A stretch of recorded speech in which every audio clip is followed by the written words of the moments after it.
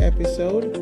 Today, I want to talk about mentoring, right? This month, we're celebrating the It's National Mentoring Month. So before I get started on today's topic, I want to introduce myself. I am Dr. Maurine Kwende. I'm your host. I'm a learning leader, educator, an executive and leadership coach who is passionate about helping organizations develop their leaders to become leaders people want to work for. And so if you like help from my company, EMK Learning Solutions, in areas of leadership, instructional design, coaching, and training or facilitation, be sure to reach out to me on social media, or you can send us an email at info@emklearningsolutions.com. So for those who are already subscribed to our podcast, I'd like to welcome you back. For those who are tuning in for the first time, I would like to say welcome. You're welcome home. So here on this podcast, we explore everything learning, leadership, coaching, and personal growth. So today, I want to ask you, did you know it's National Mentoring Month? Yes, January is National Mentoring Month. So in honor of this, we'd like to dedicate today's episode to talk about mentorship. Last week, we talked about goal setting and habits, how your habits can help you to reach your goals. So today, I want to say whether you're a seasoned professional, a student just starting out, or anywhere in between, a parent, right, a leader, or someone having some guide, support, challenge in this area, then today's episode is for you. So today we're going to talk about mentoring, its benefits, and how mentoring can help you to turn your aspirations into reality. So let's get started. So first of all, what's mentoring, right? This is a relationship, which is a relationship of a more experienced or knowledgeable person, often referred to as a mentor, who works with you to accomplish your goal within a period of time. The mentor guides, advises, and supports the growth of the person or less experienced individual that is known as a mentee. So there are two roles here. You have the role of a mentor and you have the role of a mentee. So the mentee is the one who's on the receiving end, and the mentor is the one who's on the giving end, right? And remember, there's also such a thing called reverse mentoring, which I'm going to talk about later on in this episode. So mentoring, mentor, this is really a partnership, and that is centered on learning, career development, and personal growth. So this is the beginning of the year. You're working on your goals and you're looking for someone who has some experience in this particular area, who was, committed to work with you for a period of time, maybe, 6 months or maybe a year, right? And they want to be that person that they want to be able to support you. So it's really a big blessing. So you're blessed, right? Quite frankly, if you already have that person.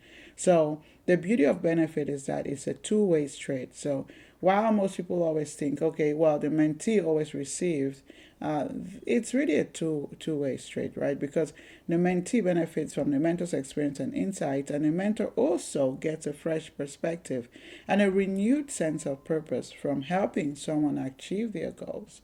So that's why I talked about reverse mentoring, because there's also a time when the mentee now starts, mentoring the mentor in some of those things or those areas that the mentor doesn't have any experience in. So it's actually, like I mentioned, a two-way street. So why you want to even consider mentoring, right? The benefits are numerous, but then, the first thing is that of guidance and direction. Someone has been there before. They've walked those shoes before, right? So that mentor can provide you clarity on your career path. It can help you with those academic decisions or whatever decisions you need. It helps you support your personal goals based on their own experience, and also excitement about sharing that space in the industry. So it also helps in the area of accountability. Now, I personally have had a lot of growth in my career, and I give the credit to the mentors I've had in my life. And one area that, in addition to guidance and direction and the expertise, one thing that really helped me is accountability. They help you, be on track. So they would offer like constructive criticism. They would ask you, where are you now with that goal, right? And so you don't think, okay, well, I'm going to work, you tell them I'm going to work on this, and then you just forget. Nope. A good mentor would actually chase you and say, well, what's going on? I haven't heard back for you on this. I haven't had feedback on this. Are you still working on that goal? And not necessarily looking at it from a perspective of them micromanaging you, but they have a commitment to you, helping you to reach your goals. So they're using that approach, or that idea of holding you accountable, because they care, right? They care. They want to see you win, and so they're committed to going the extra mile to see, what's going on. How can they support you? How can they, help you to follow through the commitments you've made? And of course, right, once you're accomplishing stuff, you're able to, make some of those wins. They want to be able to celebrate with you. So accountability is another big thing. Then networking is another one, right? A mentor always have like a wide professional network. So depending on what you need help with or need to connect with, as you build that relationship with them, right, you're also extending into their network, and they can connect you with people, within the space that you're looking for. And this can definitely open doors that you might not reach on your own, and be able to continue to grow in that space. Mentoring this relationship helps you. Another area is confidence. It helps you build confidence, especially when someone is new in that area, right? Usually, as we know, competence and confidence go together. When people don't have the competence in one area, they've never done it before. It's like riding a bike, right? You wouldn't be confident in riding that bike. So that's when working with that mentor, it helps you, first of all, gives you that experience, share their own knowledge, also sharing the challenges that they've walked through, because you're going to be able to have to overcome those yourself. So having that mentor who's going to say, hey, I made these mistakes before, right? So you can consider failure as a stepping stone to your own success. So then you're going to be able to see those as opportunities for growth, instead of saying, oh, throwing in the towel, right? So by doing this consistently, it's going to help you to boost your own self-confidence and help you to overcome those limiting beliefs or imposter syndrome. It helps you also in the area of skill and knowledge development, because now they're sharing their knowledge with you, their resources with you, their network with you, their recommendations with you, and in some cases even provide hands-on learning opportunities. All of this would help you to accelerate your own growth. So now let's get into how mentors can help you reach your goals. So you've come up with your goal for 2025, right? So how can the mentors help you to reach your goal? When it comes to goals, mentors can actually be game changers, and here's how. They help you to clarify your vision. Sometimes we actually know what we want but struggle to articulate it, right? We might not even have a picture of what we're looking for, right? So a mentor can help you refine that goal, your goals, help you ensure that, first of all, they're smart goals, and it helps you also to paint the picture, what it looks like, right? And then helps you so that you can cast that vision, gain clarity, and move forward. Now, another area is that of strategic goal setting. Mentors would help you to break down those big aspirations into smaller steps. Why? Because, first of all, when think about those big hairy goals, right? It's actually gonna even result to goal fatigue if you're not being careful. So when you're having a mentor, they would help you to break down those goals and into small, action steps that you can take, and then also helps you to, keep in track. If there are any skill gaps, the mentor would help you to identify those areas, and then you can learn from those areas to strengthen your profile.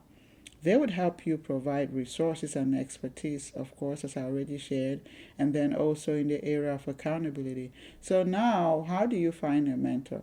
I want to say this. When you're wanting to find a mentor, it's important to have a mentor, choose someone who's authentic, right? It's not enough to say, I've been there, right? Are they authentic? Are they going to be sharing everything with you? Are they going to be able to look past themselves and really focus on you. You want to make sure that you find a mentor that is also a good match, right? So be first of all, the first thing you want to do is identify what you need. What do you need, right? And be clear about the areas that you need guidance, right? And then, is it area of career advice, personal development? Know what is it that you want, right? And then start looking within your own network, within your circle, right? Because people would want to mentor people that they already know, that they like and trust.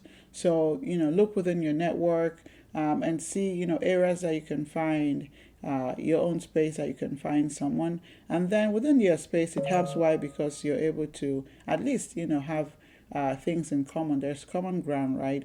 And then so from there, you can start building that relationship. So, look also within professional organizations and events. I know that many people go to conferences, networking events, even when they attend webinars. So when you're in those places, right, make your intention known, right, and so you make people understand that's what you're looking for, and make sure that you're establishing those connections. You can also reach out on online platforms like LinkedIn, joining professional networks. Those can also be considered gold mines where you can find those mentors. Some organizations like SHRM, ATD, they have a mentoring program where you can go there and be paired with a mentor and then work with them for a period of 9 months to a year, as it is set up within that organization. So do not be shy, right? Also look for those mentoring programs where you wanting to work with companies, or in universities, whatever.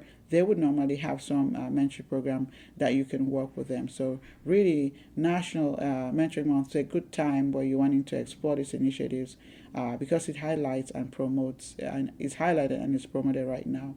So now, I want to also add this. Be also ready to give, right? Because I mentioned that it's a two-way street. So even though you're looking for someone, they're also looking for a new perspective. They're also looking to connect with you and look for ways that you can support them, right? So think about, what can I offer my mentor that they don't have now?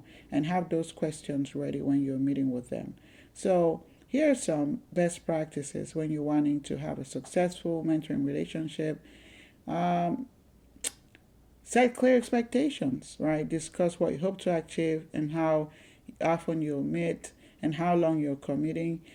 Be prepared, right? When you're meeting your mentor, already have what you need, be organized, have your questions ready, follow through on any advice or task. You want to keep communication open, right? So maybe you want to share like a Google Doc or whatever, what you can use to share your progress, success and challenges.